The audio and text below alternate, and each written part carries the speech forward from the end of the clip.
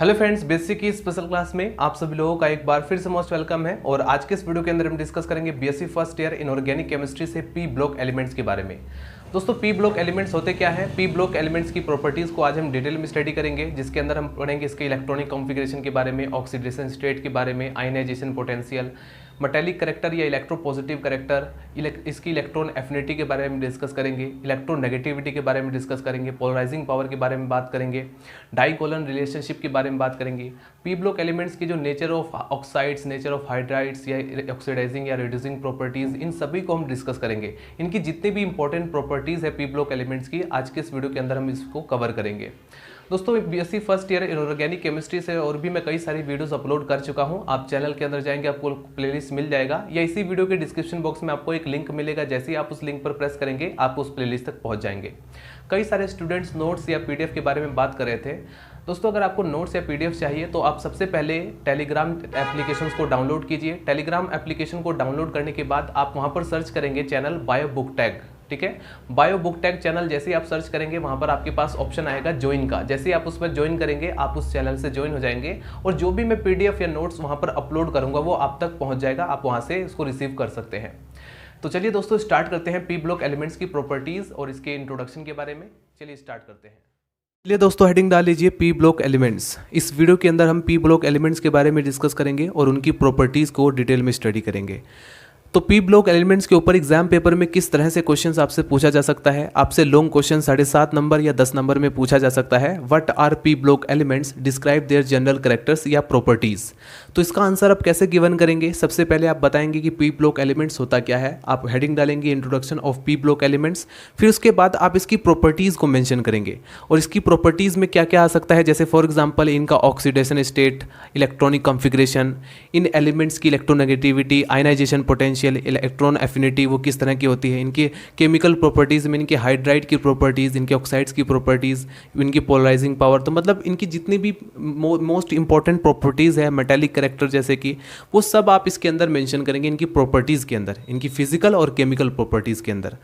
तो इस वीडियो के अंदर हम उसी के बारे में कवर करेंगे और साथ साथ आप नोट्स भी बनाते रहिए, क्योंकि 7.5 नंबर में लॉन्ग क्वेश्चन आपका ये तैयार हो जाएगा। इस वीडियो को देखने के साथ साथ आप नोट्स बनाएं या फिर आप इसका स्क्रीनशॉट लेकर के आप बाद में इसको लिख सकते हैं।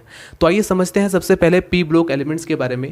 दोस्तों, अगर मैं सिंपल कहूँ, इस डेफिनेशन को ना देखते हुए एकदम सिंपल कहूँ पी ब्लॉक एलिमेंट्स के बारे में, तो ऐसे एलिमेंट्स या एटम जिनमें लास्ट इलेक्ट्रॉन, जिनका इलेक्ट्रॉनिक कॉन्फ़िगरेशन आप करें तो जिसमें लास्ट इलेक्ट्रॉन एंटर करता है पी सबसेल या पी ऑर्बिटल्स के अंदर, तो आप उन्हें कहेंगे वो पी ब्लॉक एलिमेंट्स हैं।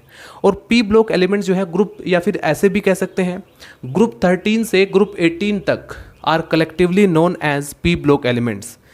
ग्रुप 13 से लेकर के ग्रुप 18 पेरियोडिक टेबल के अंदर आप देखेंगे, ग्रुप 13 से लेकर ग्रुप 18 तक ये सारे आपस में कलेक्टिवली इकट्ठा होकर के कहलाते हैं पी ब्लॉक एलिमेंट्स। तो लिखेंगे, आप नोट करेंगे, these are the elements with atom in which there is a regular filling of p सब energy level of their electronic configuration. इसमें इनकी इलेक्ट्रॉनिक कॉन्फ़िगरेशन में आप देखें तो उसमें रेगुलर फीलिंग होती है। एक यहाँ पर एक एक इलेक्ट्रॉन, 1 से लेकर 6 इलेक्ट्रॉन जो है धीरे धीरे जैसे जैसे आप पीरियड में आगे लाई करते रहोगे, एक एक इलेक्ट्रॉन इसमें ऐड होता रहता है। And 1 to 6 electrons are present in it. The element of group 13, यानी कि हम यहाँ पर ग्रुप 13 को हम थर्ड ए के नाम से भी जानते हैं। इसी तरीके से ग्रुप 14 को फोर्थ ए के नाम से, fifth A, sixth A, seventh A या एट्थ ए, या इसको हम शून्य वर्ग के तत्व हिंदी में कहते हैं और इंग्लिश में हम इसको जीरो ग्रुप भी कहा जाता है, जो कि इनर्ट गैसेज होती हैं। तो ये सभी जो है collectively known as P block elements. ठीक है, ये बिलोंग करती है पी ब्लॉक एलिमेंट्स से, ये इसकी क्लासेस हैं या इसके ग्रुप्स हैं। These elements have general outer electronic configuration. अगर आप देखें तो NS2 एंड NP व 1 से लेकर 6 इलेक्ट्रॉन मैंने कहा इसमें ऐड होते रहते हैं। कैसे? चलिए एक एग्जाम्पल आपको दिखाता हूँ। जैसे दोस्तों, ये हमारे पास बोरोन है। बोरोन का अगर आप इलेक्ट्रॉनिक कॉन्फ़िगरेशन करें तो 1s2 2s2 2p1 आएगा। ठीक है, यानी कि p में सिर्फ एक इलेक्ट्रॉन ऐड हो रहा है। तो इसी तरीके से जैसे जैसे आप ग्रुप में नीचे जाएंगे तो सभी के p में, यानी कि p सबसेल के अंदर एक इलेक्ट्रॉन ही ऐड होगा। उसी के बाद अगर आप नेक्स्ट ग्रुप में जाएं, ग्रुप मतलब कि ऐसे अगर पीरियड में लाई करेंगे तो एक एक इलेक्ट्रॉन ऐड होता रहता है। ठीक है, जैसे फॉर एग्जांपल आप कार्बन का इलेक्ट्रॉनिक कॉन्फ़िगरेशन करें तो 1s2 2s2 2p2 आएगा। इसी तरीके से आप नाइट्रोजन का इलेक्ट्रॉनिक कॉन्फ़िगरेशन करें तो इसमें लास्ट में पी सबसेल के अंदर 3 इलेक्ट्रॉन्स, इसमें 4 इलेक्ट्रॉन्स, इसमें 5 इलेक्ट्रॉन्स, इसमें 6 इलेक्ट्रॉन्स। तो इस तरह से दोस्तों इसमें इनका जो जनरल इलेक्ट्रॉनिक कॉन्फ़िगरेशन होगा वो NS2 NNP 1 से लेकर 6 तक के इलेक्ट्रॉन इसमें पीरियड के में जैसे जैसे हम लाई करेंगे वो ऐड होता रहेगा, ठीक है। या फिर आप कहेंगे लेफ्ट टू राइट जब आप मूव करते हैं, ठीक है, तब इनमें जो है एक एक इलेक्ट्रॉन ऐड होता रहता है। अब हमें ये देखना है कि पी ब्लॉक एलिमेंट्स को हम कैसे याद करें, ठीक है। अब कई सारे स्टूडेंट होंगे जिन्होंने याद कर लिया होगा, क्योंकि ये 11th से लेकर ही स्टार्ट हो जाता है। इवन आजकल की बुक्स में तो 9th क्लास से ही आप इसको स्टडी करना स्टार्ट कर देते हैं। तो दोस्तों जब आप 9th क्लास में थे तब आपको किस तरह से, चलिए इसको याद करने का एक ट्रिक मैं आपको बता देता हूँ कि इन सभी को आप कैसे याद करेंगे। दोस्तों जब आप 9th क्लास में थे तब आपको किस तरह से याद करने का तरीका बताया गया था कि आपको पीरियोडिक टेबल में सिर्फ 1 से लेकर के 20 एलिमेंट, या आप वहाँ पर 20 एलिमेंट का एटॉमिक नंबर आपको याद रखना है, ठीक है। यानी कि 1 से लेकर 20 तक के आप एटॉमिक नंबर, हाइड्रोजन से लेकर के कैल्शियम तक आप उसको याद कर लेते थे। तो उसमें आप कैसे याद करते थे? बिल्कुल सिंपल, आपको ये नहीं दिखता था कि क्या ग्रुप है और क्या पीरियड है, आपको बिल्कुल भी कुछ नहीं पता था पीरियोडिक टेबल के अंदर। आप डायरेक्टली 1 से लेकर के 20 तक के लिख लेते थे, आप उसको याद कर लेते थे। तो आपको एक तो कंसेप्ट वो भी अपने माइंड में रखना होगा, ठीक है, क्योंकि वो हमें हेल्प करेगा पीरियड में जाते वक्त, ठीक है। जैसे फॉर एग्जांपल बोरोन के बाद हमें पता है कि बोरोन की एटॉमिक नंबर 5 है, फिर 6 एटॉमिक नंबर किसका है? कार्बन का, फिर 7 नाइट्रोजन का, ऑक्सीजन का 8, फ्लोरीन का 9 और नियोन का 10। तो ये हमें पीरियड में जाने में हेल्प करेगा, हमें पता चल जाएगा इससे कि हमें आगे कौन सा ग्रुप आ सकता है, ठीक है। दूसरा पॉइंट, अब आप जब 11th क्लास में आते हैं तब आपको बताया जाता है कि नहीं, हमें ग्रुप वाइज याद करना होगा, क्योंकि हमें ग्रुप से ही इसकी प्रॉपर्टीज़ अलग है, इससे थोड़ा डिफरेंट होगी, इसकी प्रॉपर्टीज़ इससे थोड़ा डिफरेंट होगी। यानी कि हमें एक पर्टिकुलर ग्रुप में हमें पता चल जाता है, हमें ये पता चलता है कि इसका इलेक्ट्रॉनिक कॉन्फ़िगरेशन इन ग्रुप्स का सेम हो जाएगा, इनका जो है थोड़ा डिफरेंट हो जाएगा इनसे। तो मतलब कि यहाँ पर हमें पता चलता है सिमिलरिटीज़ और डिसिमिलरिटीज़ के अकॉर्डिंग, ठीक है। अब जैसे फॉर एग्जाम्पल हम बोरोन की बात करते हैं, बोरोन से लेकर के ये बोरोन फैमिली कहलाती है, ये कार्बन फैमिली कहलाती है, ये नाइट्रोजन फैमिली कहलाएगी, ये ऑक्सीजन फैमिली और ये फ्लोरीन फैमिली। दोस्तों कभी कभी जनरली क्वेश्चंस तो ऐसे पूछा जा सकता है, what R P block elements. कभी कभी पर्टिकुलर किसी ग्रुप के बारे में भी क्वेश्चन पूछा जाता है कि describe the halogen family, describe the oxygen family, describe the nitrogen family, या उनकी प्रॉपर्टीज़ के साथ में पूछा जा सकता है लॉन्ग क्वेश्चन में। तो आप इसके लिए भी मैं पर्टिकुलर एक एक ग्रुप को डिस्कस करूंगा, उनके इलेक्ट्रॉनिक कॉन्फ़िगरेशन के साथ साथ उनकी प्रॉपर्टीज़ भी डिस्कस करूंगा। अभी हम कलेक्टिवली जितने भी पी ब्लॉक एलिमेंट्स हैं उन सभी की प्रॉपर्टीज़ को डिस्कस करेंगे, उन सभी के इलेक्ट्रॉनिक कॉन्फ़िगरेशन की बात कर रहे हैं। तो इस तरह से एक लॉन्ग क्वेश्चन तैयार कर रहे हैं हम पूरे बी ब्लॉक एलिमेंट्स के ऊपर, ठीक है। अभी हम पर्टिकुलर किसी ग्रुप के बारे में डिस्कस नहीं करेंगे। अब यहाँ पर पहला क्वेश्चन ये होता है, जैसे कि हमें पता चल गया, अब हमें इसे याद कैसे करना है, ठीक है। जैसे हमें यहाँ पर ग्रुप 13 को याद करना है और ग्रुप 13 में रखा गया है boron, aluminium, gallium, indium, thallium. दोस्तों जनरली सबसे पहले तो कई लोग इसको ट्रिक से याद करते हैं, कोई लोग याद करते हैं इसको बैंगन, आलू, गाजर इन थैला, और ये अच्छी बात है, ये आपको सेफ जोन में ले जाता है। इस तरह से याद करना आपको एक सेफ जोन में ले जाता है कि अगर आप भूल जाते हैं इस तरह से, क्योंकि मेन कोशिश करनी चाहिए कि आपको नॉर्मली ऐसे याद हो जाए कि boron, aluminium, gallium, indium, thallium, carbon, silicon, germanium, tin, lead, nitrogen, phosphorus, arsenic, antimony, bismuth, oxygen, sulphur, selenium, tellurium, polonium, fluorine, chlorine, bromine, iodine, astatine, neon, argon, krypton, xenon, radon. मतलब ऐसे होना चाहिए कि आपने कार्बन को याद किया, उसके आगे के एलिमेंट्स अपने आप माउथ से निकलते रहें, आपको पता भी नहीं है कि आप क्या बोलने वाले हैं और आप बोल जाते हैं। यानी कि इतना फ्रेंकली आपको याद हो जाना चाहिए ये चीज़, ठीक है। दूसरा पॉइंट, अगर आप भूल जाते हैं इन द केस, तब आपको वो ट्रिक आपके काम आ जाती है। तो ट्रिक को मैंने सेफ जोन इसलिए कहा क्योंकि वो आपको हेल्प करती है। तो यहाँ पर जैसे इसको याद करना है आपको, boron, aluminium, gallium, indium, thallium. अब ये याद कैसे होगा दोस्तों? अगर आप इसको 10 बार लगातार रिपीट करें तो आई गारंटेड आपको याद हो जाएगा। 10 बार इसको रिपीट करना है, boron, aluminium, gallium, indium, thallium. Trick का मतलब ये होता है कि अगर आप कंपटीशन की तैयारी कर रहे हैं और आप वहाँ पर ट्रिक यूज़ करेंगे तो आपको डायरेक्टली जैसे किसी का एटॉमिक नंबर निकालना है, तब आप पहले वहाँ पर आलू बैंगन ही करते रहेंगे, इतने में दूसरा जो आपका कॉम्पिटिटर होगा उसको पता चल जाएगा इसका इलेक्ट्रॉन, क्योंकि उसके माइंड में सिर्फ ये है कि बोरोन, एल्यूमिनियम, बोरोन के बाद डायरेक्ट एल्यूमिनियम है, उसे ये नहीं पता है कि तुम वहाँ पर करोगे बैंगन, आलू, अच्छा आलू से एल्यूमिनियम बनता है।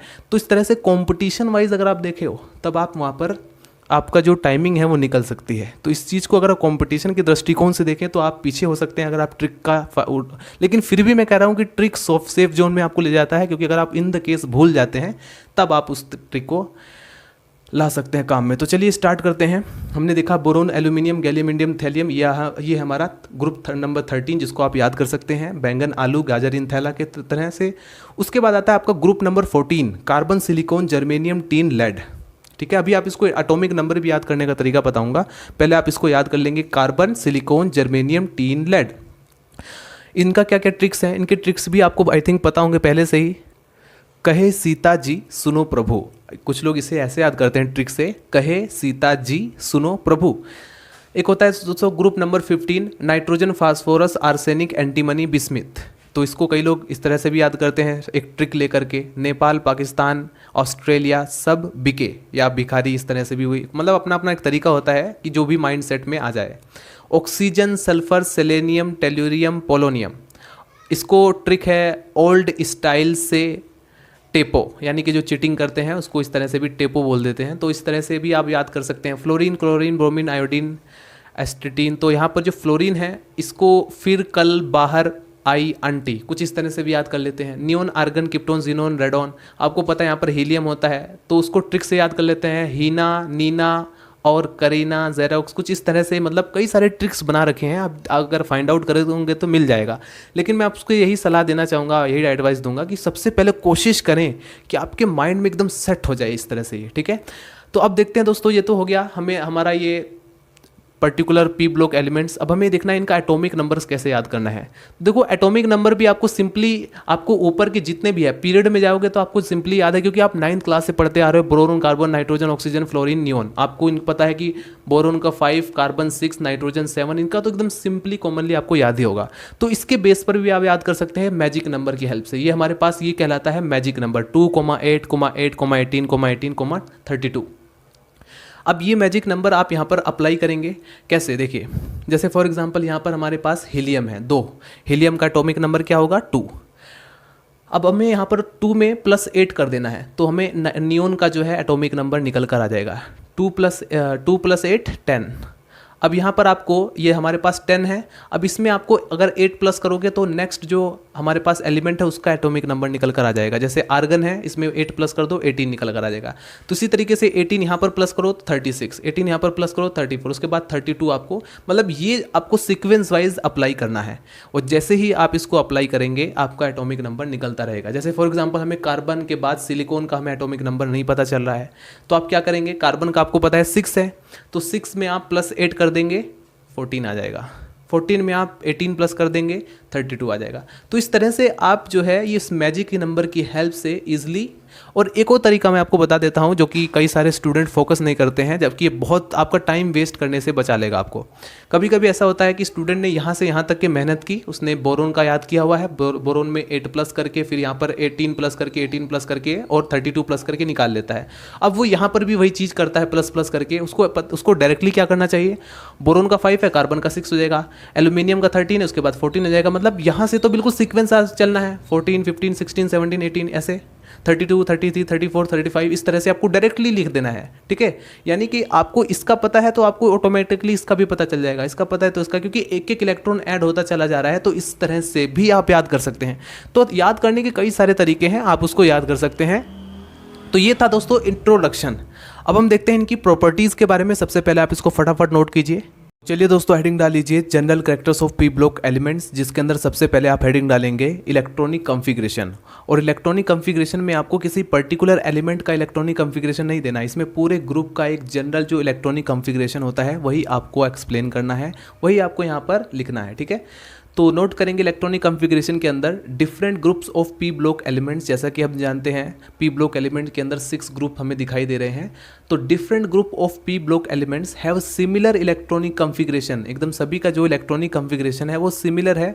The general outer electronic configuration of group 13 to group 18 are given below, जो कि हम देख सकते हैं।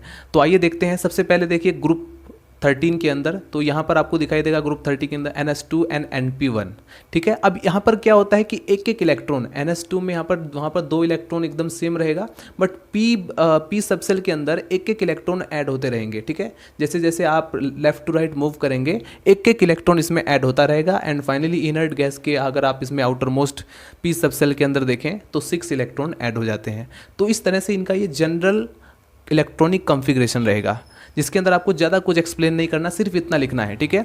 आगे बढ़ते हैं। Number 2 atomic and ionic radii. दोस्तों अब ये थोड़ा बात कंसेप्चुअल आई है, मतलब यहाँ पर आपको थोड़ा माइंड यूज़ करना पड़ेगा और अच्छे से समझना पड़ेगा, इसलिए पूरी तरह से एक्टिव हो जाइए, आसपास कोई डिस्ट्रैक्शन नहीं होना चाहिए, ठीक है। दोस्तों टॉपिक है एटॉमिक एंड आयनिक रेडियाई हो, चाहे वो आयनाइजेशन पोटेंशियल हो, चाहे वो ऑक्सीडेशन स्टेट हो, इसमें हमें एटम की स्ट्रक्चर को लेकर के ही समझना पड़ेगा, ठीक है। तो अगर आपका एटॉमिक स्ट्रक्चर कंप्लीट है तो आप बहुत आसानी से समझ जाएंगे, इसलिए थोड़ा ध्यान से फोकस करें, ठीक है। मैं आपको तब भी समझा दूंगा, डोंट वरी। टॉपिक हमारा एटॉमिक एंड आयनिक रेडियाई।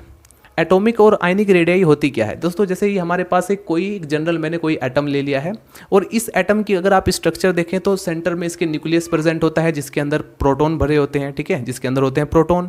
बाकी जो आपको यहाँ पर ये जो ऑर्बिटल दिखाई दे रहे हैं इसके चारों तरफ, ये इन ऑर्बिटल्स में इलेक्ट्रॉन हैं जो कि घूम रहे हैं, ठीक है।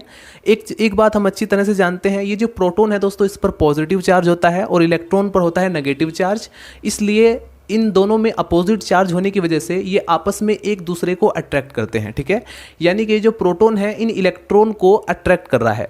तो अब आपका क्वेश्चन होगा कि सर ऐसा क्यों नहीं होता कि जब ये अट्रैक्ट कर रहा है तो ये सारे इलेक्ट्रॉन आकर के प्रोटॉन से चिपक जाने चाहिए, तो ऐसा क्यों नहीं होता दोस्तों? इसका रीज़न ये है कि ये इलेक्ट्रॉन में रिपल्सन भी होता है, यानी कि माइनस माइनस दो नेगेटिव चीज़ें हैं तो ये आपस में एक दूसरे को रिपेल भी कर रहे हैं। तो ये एक तरफ क्या हो रहा है कि ये प्रोटॉन इस इलेक्ट्रॉन को अपनी तरफ खींच रहा है, दूसरी तरफ इस इलेक्ट्रॉन और इस इलेक्ट्रॉन के बीच रिपल्सन भी हो रहा है, ठीक है, प्रतिकर्षण भी हो रहा है, आकर्षण भी हो रहा है। तो एक पूरा एक बैलेंस बना हुआ है पूरे एटम की स्ट्रक्चर का, ठीक। इतनी बात क्लियर हुई आपके माइंड में। अब हम जानते हैं कि एटॉमिक और आयनिक रेडियाई किस चीज़ की, पी ब्लॉक के एलिमेंट्स की। तो अब आप इसको नोट कीजिए, the general atomic and ionic radii increase. Ionic और एटॉमिक रेडियाई में डिफरेंस क्या है दोस्तों? एक एटम और आयंस में डिफरेंस ही क्या है, जैसे ये हमारे पास एटम है, इसमें से मैं एक इलेक्ट्रॉन निकाल दूं, एक इलेक्ट्रॉन जैसे ही मैं इसमें से निकाल देता हूं तो इस पर आ जाएगा क्या, पॉजिटिव चार्ज। क्यों आएगा? क्योंकि इसका एक इलेक्ट्रॉन मैंने निकाल दिया। अच्छा, अगर मैं इसका दो इलेक्ट्रॉन निकाल दूं तब इस पर कितना चार्ज आएगा, दो पॉजिटिव चार्ज आ जाएंगे। अब आपका क्वेश्चन होगा, अच्छा दो पॉजिटिव चार्ज आने से इस एटम के रेडियस पर कोई फर्क पड़ेगा? क्योंकि आप एटॉमिक रेडियाई अगर आपने पढ़ा है तो इसमें जिसका जो डिस्टेंस है, इसके डिस्टेंस में कुछ फर्क पड़ेगा? इसके आउटर जो मोस्ट ऑर्बिटल है इस पर कुछ फर्क पड़ेगा इसके साइज में? यस, बिल्कुल पड़ेगा। अगर आप इसका ये दोनों इलेक्ट्रॉन, सपोज किसी एटम के आउटर मोस्ट सेल में सिर्फ दो इलेक्ट्रॉन है और अगर आप उन दोनों को रिमूव कर देते हैं तो उसका साइज डिक्रीज करेगा। क्यों? क्योंकि बचे हुए जो इलेक्ट्रॉन हैं, जो इनके अंदर वाले जो ऑर्बिटल में, इनर ऑर्बिटल के अंदर जो इलेक्ट्रॉन प्रेजेंट है, उनको प्रोटॉन जो होगा जो अंदर की तरफ, वो ग्रेटर फोर्स के साथ खींचेगा। क्योंकि इलेक्ट्रॉन और प्रोटॉन की जो संख्या है एक एटम में बराबर होती है। आप क्या कर रहे हो, आप इलेक्ट्रॉन को निकाल रहे हो लेकिन प्रोटॉन की तो संख्या सेम है। तो इस कंडीशन में क्या होगा कि ये जो प्रोटॉन है वो इन इलेक्ट्रॉनों पर भारी पड़ जाएंगे और ये और भी ज़्यादा तेज़ी से खींचना स्टार्ट कर देंगे, जिसके कारण इसका साइज जो है वो डिक्रीज हो जाएगा। तो एक चीज़ हमें समझ में आया कि जब भी हम किसी एटम में से इलेक्ट्रॉन को निकालते हैं तो एटम का साइज डिक्रीज होता है। अगर मैं यहाँ पर इसका उल्टा करूँ, यानी कि अब इसमें मैं क्या कर रहा हूँ कि एक एक्स्ट्रा इलेक्ट्रॉन ऐड कर रहा हूँ, तब क्या होगा, तब भाई यहाँ पर रिपल्सन हो जाएगा। रिपल्सन होने से क्या होगा, ये एक दूसरे को दूर करेंगे। रिपल्सन का तो मतलब यही होता है कि हम एक दूसरे से चिड़चिड़ाहट पैदा हो रही है, एक दूसरे से दूर जाने की कोशिश करेंगे। तो जहाँ रिपल्सन होगा तो इससे क्या होगा, एटम का साइज बढ़ेगा। तो हम एक चीज़ जानते हैं कि एक चीज़ क्लियर हो चुकी है कि अगर आप इलेक्ट्रॉन को निकालते हो तो इससे क्या होगा कि जो प्रोटॉन है वो बचे हुए इलेक्ट्रॉन को तेज़ी से खींचेंगे, जिसके कारण साइज जो है वो डिक्रीज करेगा। अगर आप कोई एक्स्ट्रा इलेक्ट्रॉन ऐड करते हो तो उस कंडीशन में जो एटम है उसका साइज इंक्रीज करेगा। क्यों? क्योंकि वहाँ पर रिपल्शन क्रिएट हो जाएगा। तो प्यारे दोस्तों, ये जो एटॉमिक और आयनिक रेडियाई है, इस एटम और आयन में सिर्फ इतना डिफरेंस है कि आयन्स होते हैं जिन पर कोई चार्ज हो। अब चाहे वो पॉजिटिव चार्ज हो, अगर पॉजिटिव चार्ज होगा तो उसको हम बोलते हैं कटायन, अगर वो नेगेटिव चार्ज है तो उसको हम बोलते हैं एनायन। तो यानी कि जो आयन होगा वो दो तरह का होगा, या तो पॉजिटिव, या तो वो कटायन होगा, या वो एनायन होगा, ठीक है। एटम और आयन्स में यही डिफरेंस है कि एटम में जो है इलेक्ट्रॉन और प्रोटॉन की संख्या एकदम बराबर होती है, और आयंस के अंदर कुछ ना कुछ, या अगर सपोज करो उसमें से एक इलेक्ट्रॉन निकाल दिया तो वो कटायन बन जाएगा, एक इलेक्ट्रॉन ऐड कर दिया तो वो एनायन बन जाएगा, ठीक है। एक एक्स्ट्रा इलेक्ट्रॉन आप ऐड कर देते हैं तो वो एनायन बन जाएगा। इतनी बात क्लियर हुई। अब आगे बढ़ते हैं। In general atomic and ionic radii increase in a group. दोस्तों इनमें जब आप ग्रुप में जाते हैं, यानी कि डाउन द ग्रुप, सपोज आपके सामने एज्यूम करो कि हमारे पास एक पीरियोडिक टेबल है और यहाँ पर पी ब्लॉक एलिमेंट्स हैं। अगर आप क्या करते हो, आप ग्रुप में जा रहे हो, यानी कि टॉप टू बॉटम जा रहे हो, ठीक है, आप लेफ्ट टू राइट मूव नहीं कर रहे हो, आप पीरियोडिक टेबल में टॉप टू बॉटम जा रहे हो, ऊपर से नीचे की तरफ जा रहे हो, यानी कि ग्रुप में जा रहे हो। तो उस समय क्या हो रहा है, in general atomic and ionic radii increase कर रही है इन एक ग्रुप में जाने से इंक्रीज कर रही है, और डिक्रीज हो रही है पीरियड में जाने से, यानी कि लेफ्ट टू राइट में जाना मतलब कि पीरियड में जाना। ट्रेंड को समझो, एक तो हम पेरियोडिक टेबल में लेफ्ट टू राइट मूव करते हैं और एक टॉप टू बॉटम मूव करते हैं। तो लेफ्ट टू राइट मूव करने का मतलब है कि आप पीरियड में जा रहे हो, और पीरियड में जाने से एटॉमिक और आयनिक रेडियाई डिक्रीज होती है पी ब्लॉक एलिमेंट्स के अंदर। और एक्सेप्शनल केसेस भी है जो कि मैं अभी आपको बताऊंगा, डोंट वरी, ठीक है। So thus in given period the elements of group 13 should have largest whereas those of inert gases should have smallest। इसका मतलब क्या हुआ, इनका कहना है कि जब इस तरह से हम पीरियड में जा रहे हैं, जैसे जैसे हम पीरियड में मूव करते रहेंगे लेफ्ट टू राइट, एटॉमिक और आयंस का जो साइज है वो डिक्रीज हो रहा है, ठीक है। In a group increase and decrease in a period atomic number. लेकिन इसके अकॉर्डिंग क्या है कि 10 in a given period the element of group 13 should have largest, जो ग्रुप 13 का है उनका लार्जेस्ट होना चाहिए एटॉमिक नंबर जो साइज है, ठीक है, आयंस और एटम का जो साइज है वो लार्जेस्ट होना चाहिए। Whereas those of inert gases का ज़्यादा होना और भी उस मतलब कि उसका कम होना चाहिए, लेकिन इनर्ट गैसेस का ज़्यादा होता है। क्यों, उनके बीच वान डर वाल्स फोर्स काम करती है, जबकि इनके बीच कोवेलेंट बॉन्ड काम करती है। तो इसके कारण तो आप नोट करेंगे 10 in a given period the element of group 13 should have largest where those of inert gases should have smallest size. ऐसा होना चाहिए लेकिन ऐसा होता नहीं है, ठीक है। इनर्ट गैसेस के कंपेरिजन अगर आप इसका कंपेरिजन करें तो ऐसा होता नहीं है। क्यों, the atomic radii of inert gases atom are only the van der Waals radii which are comparatively larger as compared of the covalent radii, क्योंकि ये कोवेलेंट रेडियाई से लार्जर होती है। और भी आप पॉइंट नोट कर सकते हैं, हालांकि इसमें ज़्यादा कुछ ज़रूरी नहीं है, ऊपर के जो कुछ पॉइंट्स थे वही ज़रूरी है सिर्फ इसमें लिखना, लेकिन आप और भी पॉइंट लिख सकते हैं। The atoms change into ions either by a loss और गेन इलेक्ट्रॉन। जैसा कि मैं ऑलरेडी बता ही चुका हूँ कि अगर एटम में से एक इलेक्ट्रॉन लॉस कर दो, निकाल दो, तो वो वहाँ पर पॉजिटिव यानी कि कटायन में चेंज हो जाएगा। अगर एक एक्स्ट्रा इलेक्ट्रॉन आप ऐड कर देते हो तो एनायन में चेंज हो जाएगा। यानी कि वो कोई भी एटम है चेंज इनटू आयन, जब वो आयंस में चेंज होगा तो यानी कि वो या तो इलेक्ट्रॉन को लूज कर रहा है या वो गेन कर रहा है, ठीक है। The cation is always smaller than corresponding atom. ध्यान रखना, इसमें क्या कहा गया है कि कटायन जो होता है वो हमेशा स्मॉलर होता है देन कोरस्पोंडिंग एटम से। क्यों, जैसे सपोज ये एटम है, इसमें से मैंने एक इलेक्ट्रॉन निकाल दिया तो इससे क्या होगा, इसका साइज डिक्रीज हो जाएगा, क्योंकि बचे हुए इलेक्ट्रॉन्स को ये जो बीच में सेंटर में न्यूक्लियस है, इसके अंदर प्रोटॉन है, ये और तेजी से खींचेंगे, ग्रेटर फोर्स के साथ खींचेंगे। इसको कहा जाता है इफेक्टिव न्यूक्लियर चार्ज या जेड इफेक्टिव, ठीक है। इसको कहा जाता है इफेक्टिव न्यूक्लियर चार्ज, यानी कि जो बचे हुए इलेक्ट्रॉन्स हैं उस पर जेड इफेक्टिव ज़्यादा हो जाएगा, प्रोटॉन तेज़ी से खींचना स्टार्ट कर देगा, इसलिए इसका साइज जो है वो छोटा रह जाता है। इसीलिए लिखा गया कि जो कटायन है उसका जो साइज होगा वो ऑलवेज, अगर आप कोरस्पोंडिंग एटम के कोरस्पोंडिंग में देखो तो वो छोटा रहेगा। Whereas anion is always bigger than corresponding atom, और एटम के कंपैरिजन में अगर आप एनायन की साइज को देखो तो वो हमेशा बड़ा रहेगा। क्यों, क्योंकि मैंने कहा कि एक एक्स्ट्रा इलेक्ट्रॉन अगर आप इसमें ऐड कर देते हो तो रिपल्शन होगा, रिपल्शन होने से क्या होगा, चीज़ें दूर दूर जाएंगी, जिसके कारण इसका साइज बढ़ जाएगा।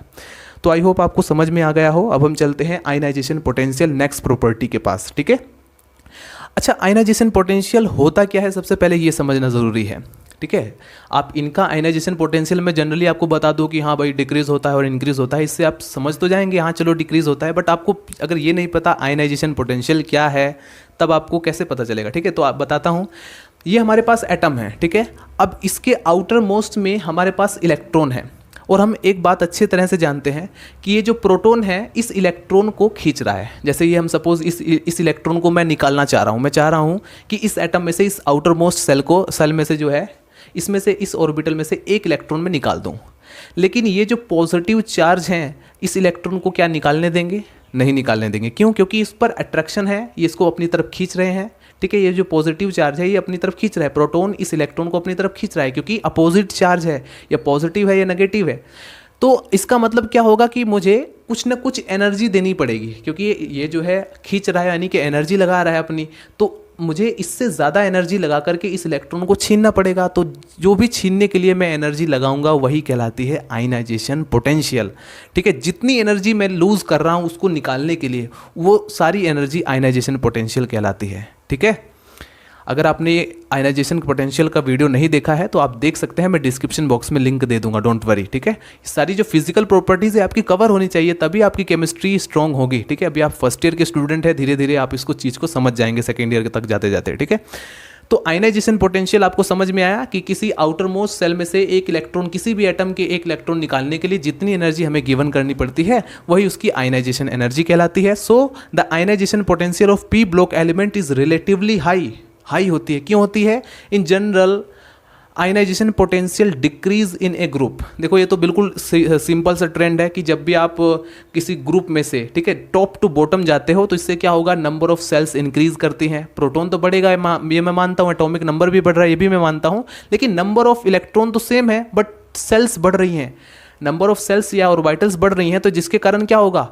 प्रोटॉन से इलेक्ट्रॉन्स दूर दूर जा रहे हैं, तो इसमें अब इलेक्ट्रॉन को निकालना बहुत आसान हो जाएगा। सपोज मैं यहाँ पर एक और ऑर्बिटल बना दूँ, ठीक है, अब उसमें से इलेक्ट्रॉन रख दूँ तो उस इलेक्ट्रॉन पर इसका इफेक्ट थोड़ा कम हो जाएगा, तो इससे ये निकालना आसान हो जाएगा। जितना ज़्यादा आसान होगा उतना ही वैल्यू डिक्रीज करेगी। समझ में आया? आगे बढ़ते हैं। The ionisation potential of P block elements is relatively high होती है। In general ionisation potential decrease in a group में जाने पर डिक्रीज करता है and increase in a period, लेकिन जब हम लेफ्ट टू राइट मूव करते हैं तो इंक्रीज करता है। ठीक है, इसका कारण क्या है अभी हम देखते हैं। As the atomic number increase, जैसे जैसे एटॉमिक नंबर इंक्रीज रहेगा जेड इफेक्टिव, क्योंकि नंबर ऑफ सेल्स सेम रहेंगी, कांस्टेंट रहेंगी, लेकिन हो क्या रहा है कि इलेक्ट्रॉन्स बढ़ रहे हैं और प्रोटॉन भी बढ़ रहे हैं, तो इससे क्या होगा कि जो प्रोटॉन है वो इलेक्ट्रॉन को अपनी तरफ खींच रहे हैं। और आपको याद हो लेंथेनाइड कॉन्ट्रैक्शन के अंदर मैंने क्या बताया था, जब मैंने लेंथेनाइड कॉन्ट्रैक्शन का टॉपिक कवर किया था तो मैंने वहाँ पर बताया था कि एक प्रोटॉन की पावर इलेक्ट्रॉन की पावर से 10 गुना ज़्यादा होती है, मतलब ज़्यादा होती है। ठीक है, प्रोटॉन की पावर इलेक्ट्रॉन के कंपैरिजन में ज़्यादा होती है। इतना अगर आपके माइंड में बात चली गई, यानी कि एक जो प्रोटॉन होता है वो 2 इलेक्ट्रॉनों को खींच सकता है, मतलब 2 इलेक्ट्रॉनों की बराबरी कर सकता है अट्रैक्शन के मामले में। अगर आप इतनी बात समझ गए तो आप काफ़ी कुछ समझ जाएंगे। सो हम कहाँ पर थे? Ionisation potential decrease in a group में जाने पर डिक्रीज करता है and increase in a period में जाने पर इंक्रीज करता है, जैसे जैसे एटॉमिक नंबर बढ़ता रहेगा। लेकिन कुछ एक्सेप्शनल केस है, वो भी मैं आपको बता देता हूँ, जैसे कि आयनाइजेशन एनर्जी। दोस्तों एक बात और भी नोट करें, आयनाइजेशन पोटेंशियल को हम आयनाइजेशन एनर्जी भी कहते हैं, आयनन ऊर्जा हिंदी में कहा जाता है। ठीक है, so ionisation energy of group 16 less than group 15, group 15 से लेस देन क्यों है? जबकि हमने क्या देखा था, लेफ्ट टू राइट मूव करने पर आयनाइजेशन एनर्जी का मान क्या होना चाहिए। यहाँ पर आपको बताया था कि ionisation potential decrease in a group में तो डिक्रीज करेगा, लेकिन इंक्रीज इन ए पीरियड में जाते हुए बढ़ेगा। तो हमें तो इतना पता है कि ग्रुप 15 पहले आता है, ग्रुप 16 बाद में आता है, तो यानी कि ग्रुप 15 का जो है आयनाइजेशन एनर्जी कम होना चाहिए। तो लेकिन यहाँ पर क्या हो रहा है कि ionisation energy of group 16 is less than group 15।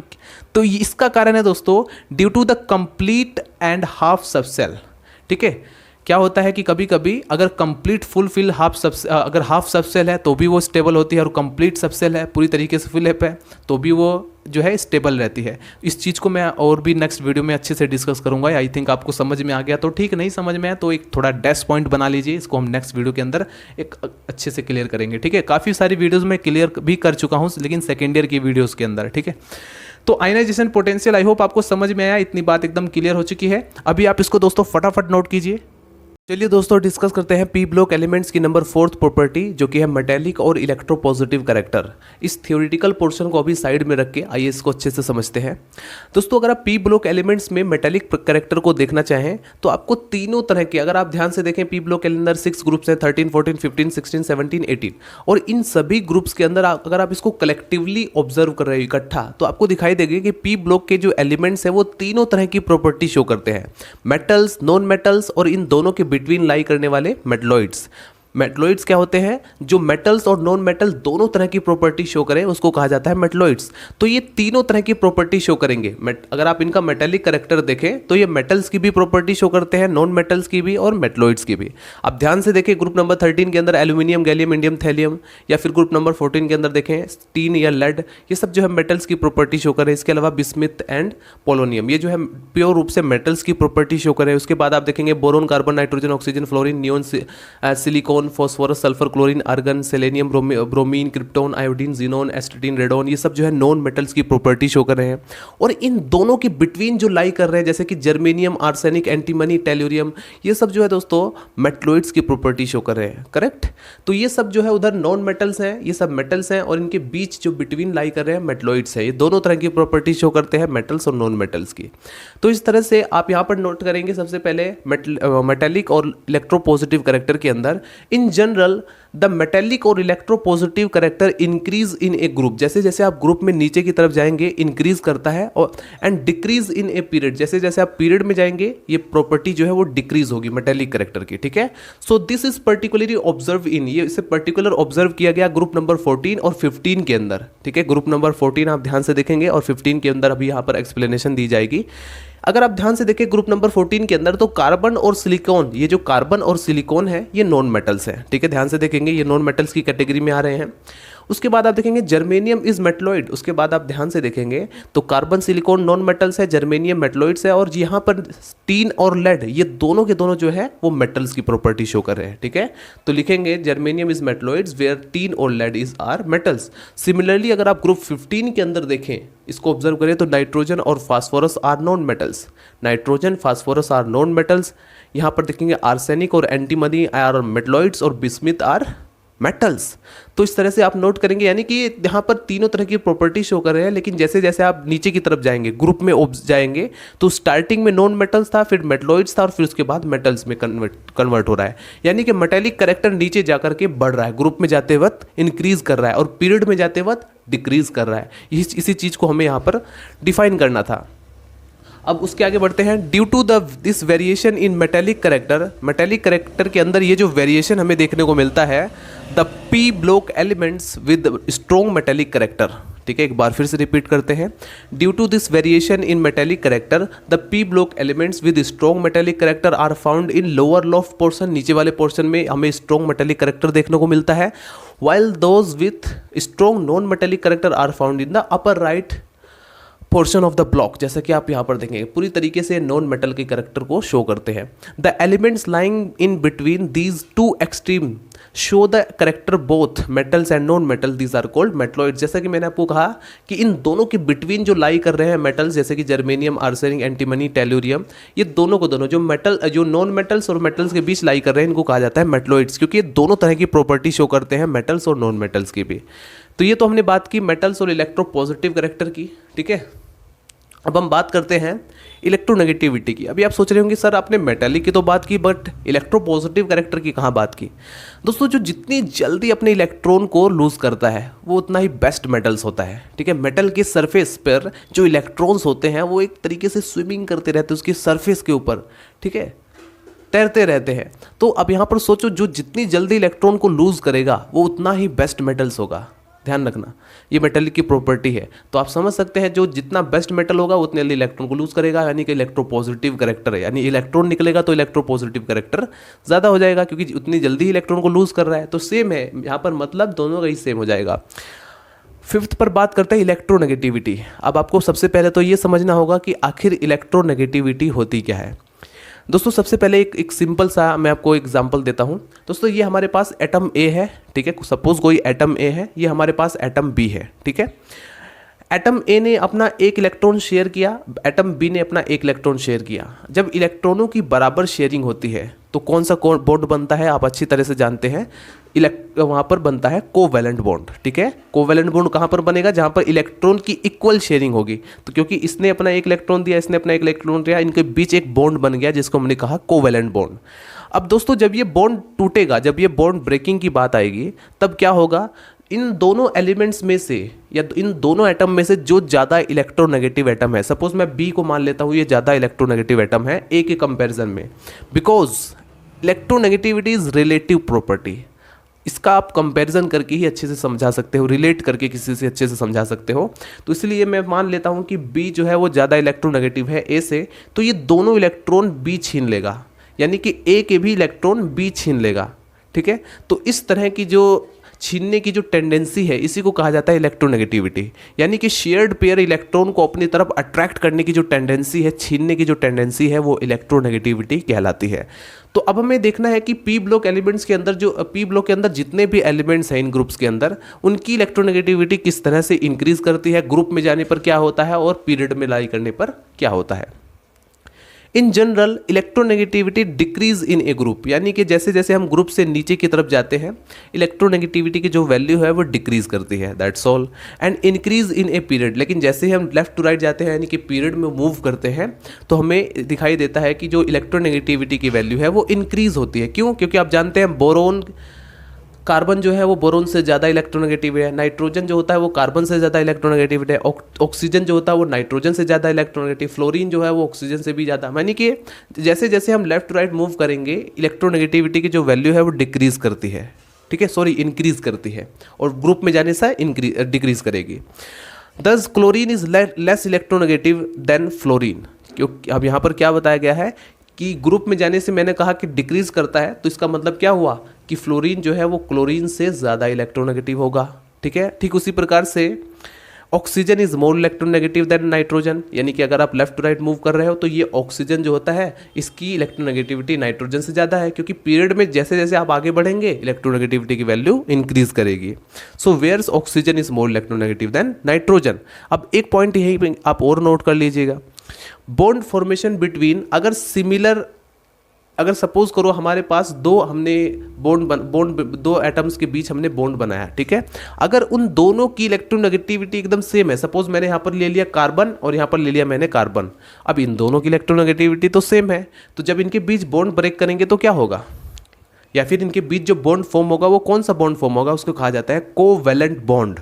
ठीक है, लेकिन अगर इलेक्ट्रॉन हमने ऐसे एटम ले लिए जिनकी इलेक्ट्रोनेगेटिविटी डिफरेंट है, जैसे हमने कार्बन और ऑक्सीजन के बीच ले लिया बॉन्ड, ठीक है, इस कार्बन और इस ऑक्सीजन के बीच, तो हम तो अच्छी तरह से जानते हैं कि जैसे ही पीरियड में जैसे हम आगे बढ़ते हैं इलेक्ट्रोनेगेटिविटी बढ़ती रहती है उसकी वैल्यू, तो कार्बन जो होता है उसकी इलेक्ट्रोनेगेटिविटी ऑक्सीजन से कम होगी, तो इनके बीच जब हम बॉन्ड फॉर्म करेंगे तो इलेक्ट्रॉन कौन छीनेगा, ऑक्सीजन छीन लेगा।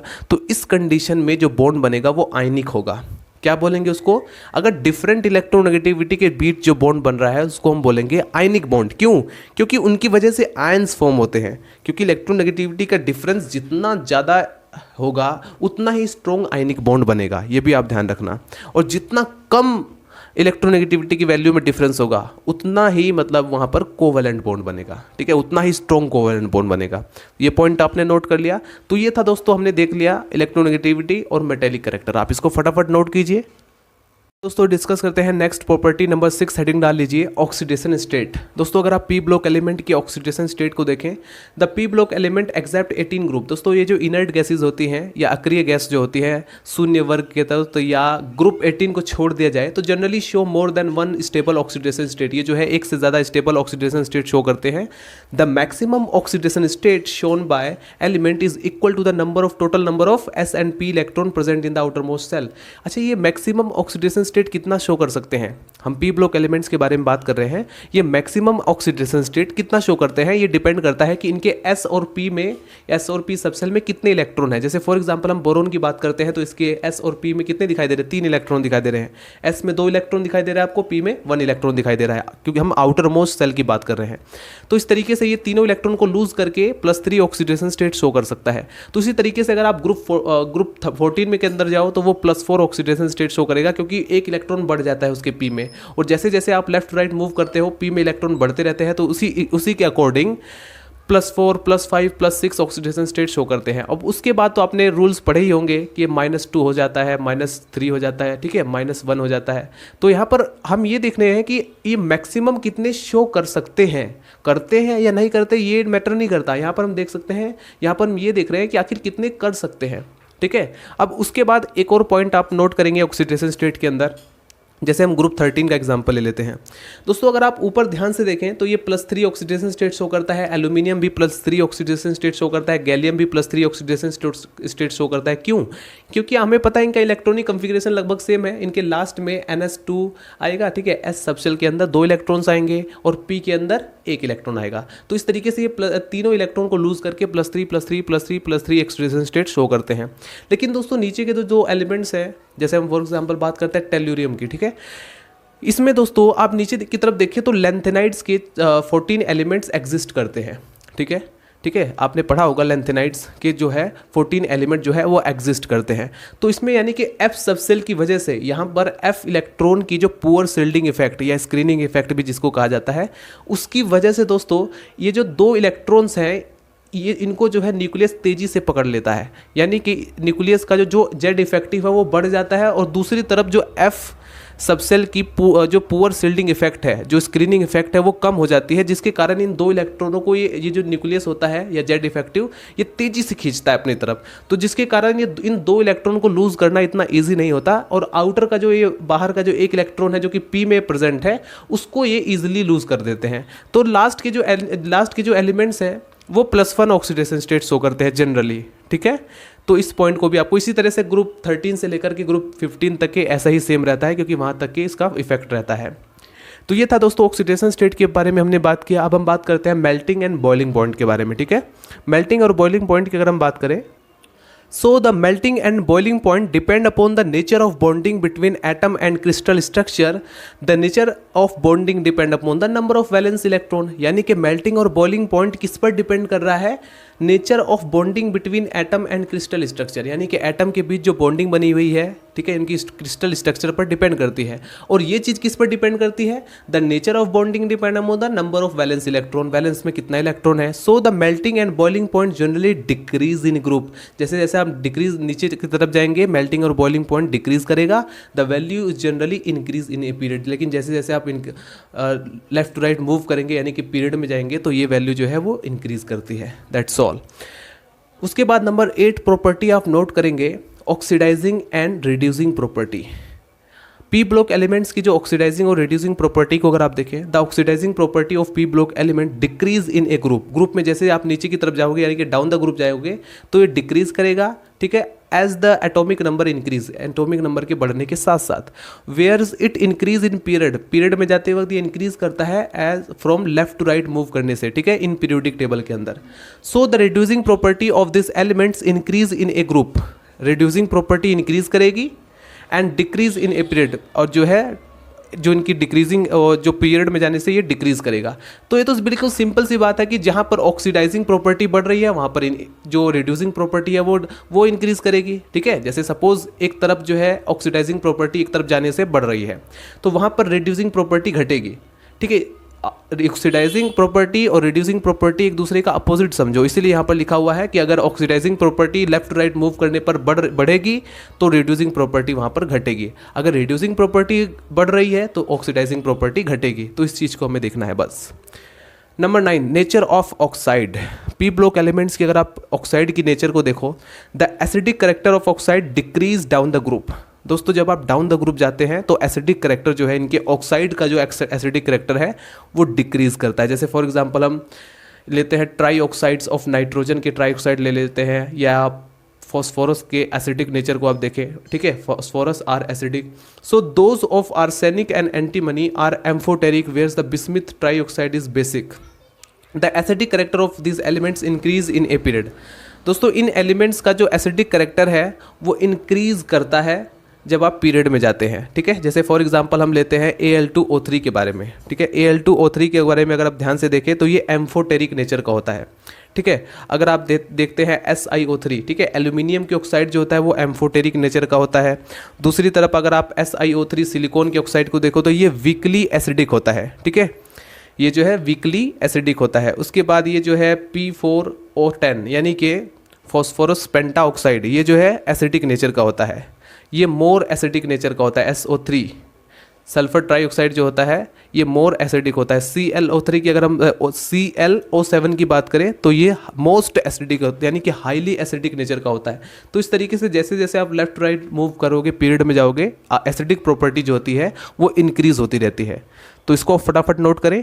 सो गाइज फाइनली डिस्कस करते हैं last property P block elements की, जिसमें आप हेडिंग डालेंगे नंबर 10, नेचर ऑफ हाइड्राइड्स। दोस्तों ये जो एलिमेंट्स है ये हाइड्राइड्स भी फॉर्म करते हैं, इसको आप नोट करेंगे। The most of the P block elements form hydrides, ज़्यादातर जो पी ब्लॉक के एलिमेंट्स है वो हाइड्राइड्स को फॉर्म करते हैं। The stability of hydrides decrease down the group. दोस्तों अगर हम इनके हाइड्राइड्स की स्टेबिलिटी के बारे में बात करें तो वो जो है डाउन द ग्रुप जाने पर डिक्रीज करता है। डाउन द ग्रुप जाने का मतलब जैसे ऊपर से आप नीचे जा रहे हैं ग्रुप के अंदर, तो ऐसे ऐसे इनकी जो हाइड्राइड्स की जो स्टेबिलिटी है वो डिक्रीज करेगी।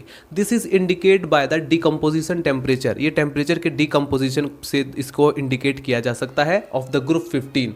ग्रुप 15 के अंदर रखे गए हैं nitrogen, phosphorus, arsenic, antimony, bismuth. आइए इनके हाइड्राइड्स के बारे में डिस्कस करते हैं। दोस्तों ये है ग्रुप 15 के हाइड्राइड्स, जैसे कि आप देख सकते हैं NH3, PH3, ASH3 and SbH3 या BiH3। ठीक है, ये है नाइट्रोजन, ये है फास्फोरस, ये है आर्सेनिक, ये है एंटीमनी और ये है बिस्मिथ, और इन सभी के हाइड्राइड्स यहाँ पर है।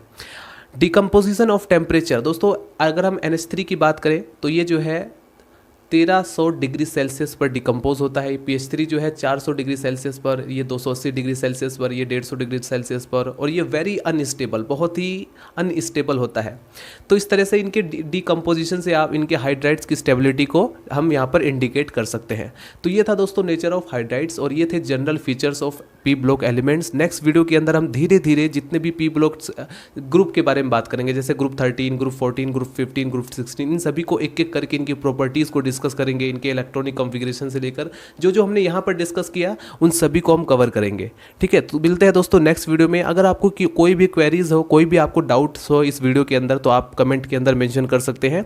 और अगर आपको इसी तरह की और भी वीडियोस चाहिए, अगर आप BSc फर्स्ट ईयर के स्टूडेंट है, सेकेंड ईयर के स्टूडेंट है या थर्ड ईयर के स्टूडेंट है, और आपको इसी तरह की और भी वीडियोस चाहिए, तो आप चैनल को सब्सक्राइब कर दें। वीडियो अगर आपको पसंद आए तो लाइक कर दें।